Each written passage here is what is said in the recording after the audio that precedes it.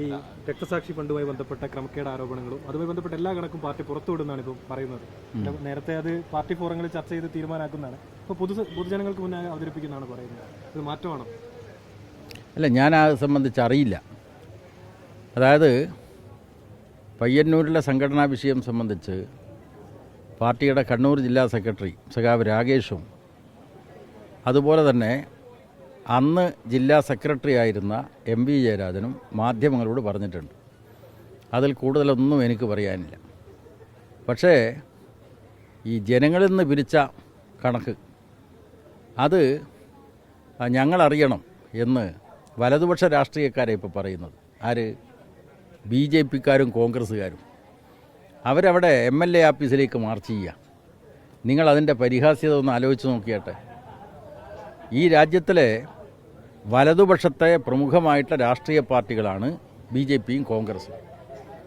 ആ BJPയും കോൺഗ്രസും കള്ളപ്പണവും വെള്ളപ്പണവും ഉപയോഗിച്ച് രാഷ്ട്രീയ പ്രവർത്തനം നടത്തുന്ന രാഷ്ട്രീയ പാർട്ടികളാണ്.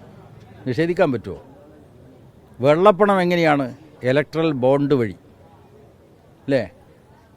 മോദി സർക്കാർ പാർലമെൻറ്റിൽ കൊണ്ടുവന്ന് പാസാക്കിയ ഇലക്ട്രൽ ബോണ്ട് നിയമമനുസരിച്ച് ഏതൊക്കെ കോർപ്പറേറ്റുകൾ ഏതൊക്കെ രാഷ്ട്രീയ പാർട്ടികൾക്ക് ഫണ്ട് കൊടുത്തു എന്നത് രഹസ്യമായിട്ട് വെക്കാം. അത് ജനങ്ങളോട് വെളിപ്പെടുത്തേണ്ടതില്ല. ഇതായിരുന്നു നിയമവ്യവസ്ഥ. ഹിന്ദുത്വം പറയുന്ന രാജ്യത്തിലെ BJPക്ക് കിട്ടുന്ന കോർപ്പറേറ്റുകളുടെ പണം സംബന്ധിച്ച് ഒരു കണക്കും ആരോടും പറയേണ്ടതില്ല എന്നാണ് നിയമവ്യവസ്ഥ.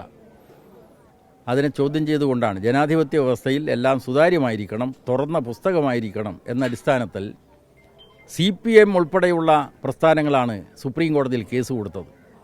സുപ്രീം കോടതി കൃത്യമായി പറഞ്ഞു, ജനാധിപത്യ വ്യവസ്ഥയിൽ എല്ലാം തുറന്ന പുസ്തകമാവണം, ഒന്നും മറച്ചു വെക്കേണ്ടതില്ല. അതുകൊണ്ട് ഏതൊക്കെ രാഷ്ട്രീയ പാർട്ടികൾ ഏതൊക്കെ കോർപ്പറേറ്റുകളിൽ നിന്ന് ഫണ്ട് വാങ്ങിച്ചു, എത്ര തുകയാണ് വാങ്ങിച്ചത് എന്ന കണക്ക് പരസ്യപ്പെടുത്തണം, അല്ലേ? ഇത് മാത്രമല്ല, ഇത് വെള്ളപ്പണം, കാരണം അതിന് കണക്കുണ്ട്. എന്നാൽ കള്ളപ്പണം ഉപയോഗിച്ച് രാഷ്ട്രീയ പ്രവർത്തനം നടത്തുന്ന പാർട്ടികളാണ് BJPയും കോൺഗ്രസും. കൊടകര കുഴൽപ്പണ കേസ് പോലീസ് സ്റ്റേഷനിൽ ആദ്യം പരാതി വന്നത് 25 ലക്ഷം ഉറുപ്പിക തട്ടിപ്പറിക്കപ്പെട്ടു എന്നതാണ്. കേരള പോലീസ് അന്വേഷിച്ചിട്ട് 5 കോടിയിലധികം ഉറുപ്പികയുടെ കള്ളപ്പണമാണ് അന്ന് തട്ടിപ്പറിക്കപ്പെട്ടത് എന്ന് തെളിഞ്ഞു. അപ്പോൾ വെള്ളപ്പണവും കള്ളപ്പണവും ഉപയോഗിച്ച് ജനാധിപത്യത്തെ വിലക്ക് വാങ്ങുന്ന വലതുപക്ഷ രാഷ്ട്രീയക്കാർ ജനങ്ങളിൽ നിന്ന് ഫണ്ട് പിരിച്ചിട്ട് തങ്ങളുടെ ചെലവുകൾ നിർവഹിക്കുന്നു. അതാണ് CPM ഉൾപ്പെടെയുള്ള ഇടതുപക്ഷങ്ങളുടെ സവിശേഷത.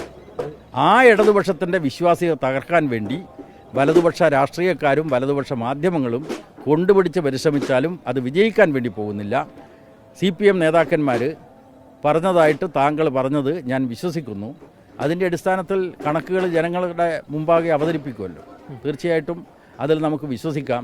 പക്ഷേ കള്ളപ്പണം ഉപയോഗിച്ച് രാഷ്ട്രീയ പ്രവർത്തനം നടത്തുന്ന പാർട്ടിയല്ല CPIM എന്ന് നിങ്ങൾ മനസ്സിലാക്കണം. അത് നടത്തുന്ന പാർട്ടികളാണ് MLA ആഫീസിലേക്ക് മാർച്ച് ചെയ്യുന്നത്.